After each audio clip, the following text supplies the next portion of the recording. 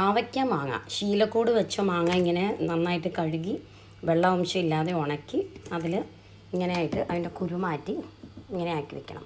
ഇത് ഇന്നലെ ആക്കി വെച്ചു കേട്ടോ, കുറച്ച് ഉപ്പിട്ട് വെച്ചു. ശരിക്കും ഇന്നാണ് ഒന്നിച്ചിടേണ്ടത്. അപ്പോൾ 2 കപ്പ് ഉപ്പ്, 6-ന് 1 കണക്ക്. അപ്പോൾ 6 കപ്പ്, ഈ കപ്പിൽ 6 കപ്പ് മാങ്ങ ഉണ്ടായിരുന്നു. അപ്പോൾ 2 കപ്പ് കടുക് പൊടിച്ചത്, 2 കപ്പ് മുളക് പൊടി വേണം. കുറച്ചുകൂടി മുളക് പൊടി മേടിക്കാൻ പോയിരിക്കുക, അത് വന്നിട്ട് അത് ചേർക്കണം. പിന്നെ 1 കപ്പ് ഇവിടെ പൊടിച്ചു, ഇത് ഇന്നലെ 1 കപ്പ് ഇട്ടു. അങ്ങനെ 2 കപ്പ് ഉപ്പ്. പിന്നെ ഉലുവ പാകത്തിന്, ഇത് 3 കപ്പ്. അപ്പോൾ നമ്മളിത് 3 കപ്പ് നല്ലെണ്ണ ഇതിലേക്ക് ഇങ്ങോട്ട് ഒഴിക്കണം. ഇങ്ങനെ ഒഴിച്ച് നന്നായിട്ട് നമ്മൾ ഇളക്കണം. ഇത് 1 കപ്പ്,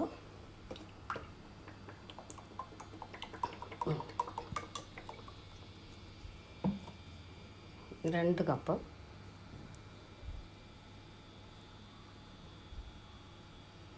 1 കപ്പ് കൂടി ഒഴിക്കണം കേട്ടോ. അതിനിപ്പോൾ സ്ഥലമില്ലാത്തതുകൊണ്ട് ഞാൻ പിന്നെ ഒഴിക്കാം. ഇതിൽ ഈ മാങ്ങ ലെയറാക്കി ചേർക്കാം.